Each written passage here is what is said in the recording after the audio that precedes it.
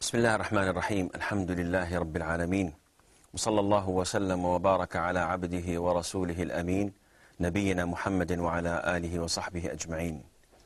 Assalamu alaikum wa rahmatullahi wa barakatuh, and welcome to Lessons in Fiqh. Today we are studying the times of Salat, and it is very essential for us to know the times of Salat, as it is one of the preconditions required for us to pray. Because if someone prays Dhuhr prayer before its time, then he has to repeat it again. It's not accepted. Even if he did not know, even if he was confused, even if someone called for the adhan before its time and he knew that afterwards, he should again pray once again. So it's very essential for us to know the times of prayer. And we have a lot of hadiths in this chapter. The first one has the number of 129. Who will read that for us? Brother Mustafa. Narrated Abdullah bin Amr radiyallahu anhuma, the Prophet sallallahu alayhi wasallam said, the time of the Dhuhr, noon prayer, is when the sun passes the meridian and the man's shadow is of the same length as his height. It lasts until the time of the Asr, afternoon prayer. The time of the Asr prayer is as long as the sun has not become yellow during its setting. The time of the Maghrib, sunset prayer, is as long as the twilight has not disappeared. The time of the Isha, night prayer, is up to midnight. And the time of the Fajr, morning prayer, is from the appearance of dawn as long as the sun has not risen. But when the sun rises, abstain from prayer, for it rises between the two horns of Satan. Narrated Burayda radiyallahu anhu in another version of the above hadith regarding Asr afternoon prayer, when the sun is white and clear. And Abu Musa radiyallahu anhu narrated regarding the time of Asr prayer while the sun is high. Now this hadith, the Prophet ﷺ tells us the beginning and the end of each prayer, when it begins and when it ends. And the first thing the Prophet ﷺ began with was Salat Ish Nur? Which Salat? Dhuhr. Dhuhr. Is it the same as Jum'ah? What is it? Is it same as Jum'ah? You said Jum'ah. Dhuhr. Dhuhr. It's Dhuhr. Friday prayer is different than Dhuhr prayer, though they share the time, but they are different altogether. So it's a different prayer altogether. Dhuhr prayer was the first prayer mentioned here. But actually, what is the first prayer in the day? Fajr prayer. And that is why as-salatul wusta is Asr prayer, because we have Fajr, Dhuhr, and then Maghrib, Isha, and we have Asr in the middle.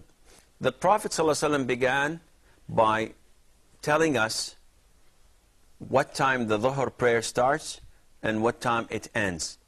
And with a quick glance at the 5 prayers, how do we as Muslims determine the time of prayers?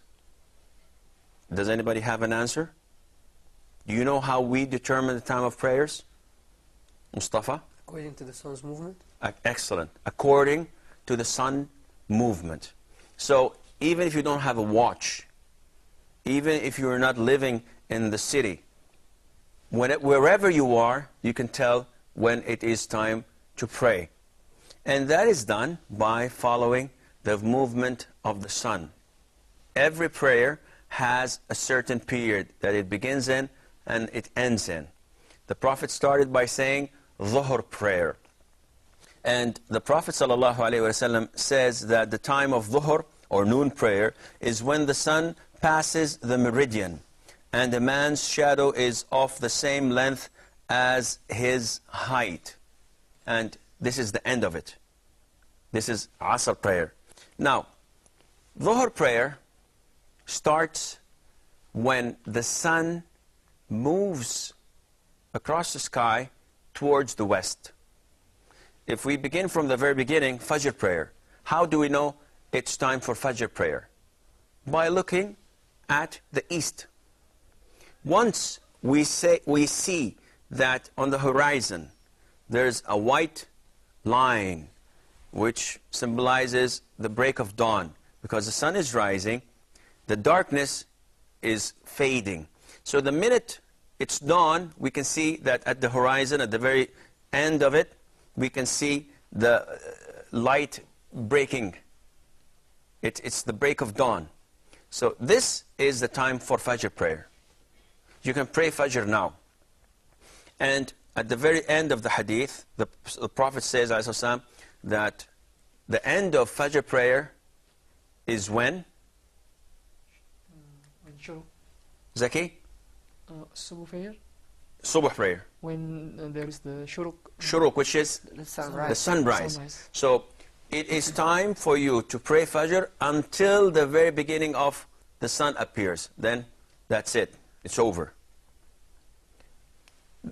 The sun comes from the east. And as it comes up from the east, it goes to the middle of the sky. And then it goes to the west. So if I had something erect, let's say a pole or a stick, and the sun comes up from here, there will be a very long shadow. Because as soon as the sun comes up, the thing that is erected, it has a very long shadow. As it goes up, the shadow decreases in length.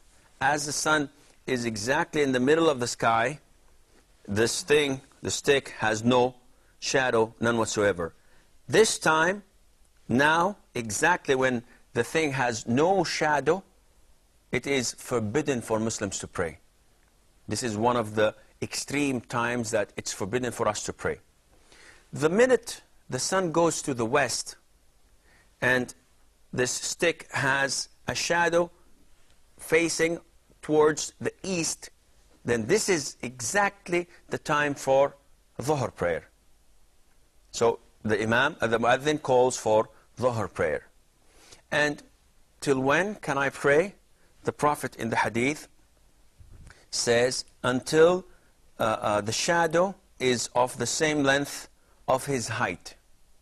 Which means that now as the sun is going towards the west and the shadow is increasing in length, the minute the shadow is equivalent to the height of this stick that I have put, then this is the end of Dhuhr time, and it marks the beginning of Asr time. And this is in accordance to the majority of scholars. It's different with Al-Hanafi school, where they say it should be twice as long. But this is the authentic opinion of the majority of scholars in accordance to this hadith we have before our hands. Now, Asr prayer, in this hadith, the Prophet says the time of Asr prayer is as long as the sun has not become yellow during its setting. And in another version, while it's white and clear. And in another version, as long as it's high, while the sun is high. So, what is the correct among all these versions? They're all correct. See, when it's time for Asr, we said that the time for Asr is what, Mustafa? The time for Asr is when the sun goes to the west. Okay. And the height is equal to the shadow. Excellent. When the shadow is equal To to the height. This is the time of Asr. And what is the end of it? Some scholars say when the sun is yellow and not bright, in the sense that it's okay for you to look at it. Can we look at the sun when it's in high noon? It's almost impossible. It will burn your eyes. Can we look at it at 3 o'clock, 4 o'clock, 5 o'clock p.m.? Still, when it's almost 5:30 or 6 o'clock, when it's really down and the heat and light has faded away, it's okay. You can look at it. Then prayer becomes not preferable, in the sense that if you've delayed Asr prayer until this time, you've done something wrong. You should have prayed it a bit earlier. But you can still pray until Maghrib prayer. And Zaki, how do we mark Maghrib prayer? If the moon is yellow, the color is yellow, and if the sun is yellow, and then No, Abu Malik. at sunset. At sunset, when the sun sits. So this is Maghrib, when the whole ring of the sun disappears. Then this marks the time of Maghrib. And until when are we allowed to pray Maghrib? Until the time of Isha. And Rushdie, do you know when is the time of Isha? The time of Isa is as long as the Twilight. Twilight has not disappeared. Okay, what's twilight? Is Twilight. Do you know twilight? It's not the toilet, huh? No, It's no. twilight. twilight. Fadi, do you know what twilight is? It's a type of redness at the end of the sunset It's not at the end of the sun. It's in the west. in the west. So now that when the sun sets down, here is complete darkness in the east, because the sun is as far as possible away from it. But as the sun is going down, there still remains some light, and it gives the twilight, it gives the horizon a reddish color, because this is what they call the twilight. Now, Maghrib prayer is as soon as the sun has set until this redness is gone. This is Maghrib prayer. So how do we mark Isha prayer? It's very simple. When the redness disappears, this is Isha prayer. And often it's about an hour to an hour and a half. It depends on the season, if it's winter or summer. So it varies from one country to the other. And these are the 5 daily prayers. You don't have to have a watch to know them. All what you have to do is monitor the movement of the sun. All what you have to do is monitor where the shade is and the length of the shade. You look at the east to know the break of dawn. You look at the west to know the disappearance of Isha, of Shafaq, the twilight, which marks the beginning of Isha prayer. We have a short break, and inshallah we will be right back. Bismillah ar-Rahman ar-Rahim, alhamdulillah. صلى الله وسلم وبارك على عبده ورسوله نبينا محمد وعلى آله وصحبه أجمعين. Assalamu alaikum wa rahmatullahi wa barakatuh, and welcome to Lessons in Fiqh. We're studying the chapter that deals with the times of salat, of prayer. And we have hadith number 130. Brother Fadi will read it. Narrated by Abu Barzat al-Aslami, may Allah be pleased with him. Allah's Messenger sallallahu alayhi wasallam used to offer the Asr prayer, and after the prayer one of us would return to his house at the furthest end of Al-Madinah and arrive while the sun was still hot and bright. And he sallallahu alayhi wasallam loved to delay the Isha prayer, and he disliked sleeping before it and conversation after it. After the Fajr prayer he used to leave when a man could recognize the one sitting beside him, and he used to recite between 60 to 100 verses of the Quran in the Fajr prayer. Narrated Jabir in the version of Al-Bukhari and Muslim. The Prophet ﷺ used to advance the Isha prayer sometimes and delay it at other times. Whenever he saw the people assembled for the Isha prayer, he would pray early, and if the people delayed, he would delay the prayer. And the Prophet ﷺ used to offer the Fajr prayer when it was still dark. Narrated Abu Musa, may Allah be pleased with him, in another version of Muslim, he ﷺ offered the prayer at the daybreak when the people could hardly recognize one another. Now, this hadith has a lot of issues in them, and one of them seems to be conflicting with the others. So in some part of this hadith, the Prophet ﷺ would pray Fajr when people could recognize each other. In other parts of it, and some version of it, that they do not recognize each other. So Do they recognize or don't they recognize? Depending on the light, the amount of light is there. They finish the prayer in darkness or in light. We will go through this, inshallah, in details as much as we can. From this hadith and from other hadiths, the sunnah is to pray prayer immediately after the adhan. So the more it's closer to the adhan at the very beginning of its time, the better it is. And this is with all the prayers to the exception of Isha prayer and Dhuhr prayer, as we will come to learn, inshallah. Isha, the Prophet, as in this hadith, sometimes advanced it, sometimes delayed it. And in so many times, he came and said to his companions that this is the time of Isha. But people can't tolerate and wait all this time. But it's the preferred time for Allah Azza wa Jal. That is, before midnight. As for Dhuhr prayer, noon prayer, it depends on the heat. So if it's really hot, then it's preferred that one delays it, as we will inshallah come to learn about this. Now in the hadith, it mentions that they finish Asr prayer while the sun is still bright and hot, which means that the Prophet ﷺ prayed it immediately after the adhan, because as you recall, we said that Asr prayer begins when the shade of an object is equivalent to its height. And this is approximately like 2 or 3 hours after noon. So the sun is still hot and bright. And this is exactly what the Prophet, when the Prophet ﷺ used to pray Asr, immediately after the adhan. Isha prayer, the Prophet ﷺ used to prefer to delay it.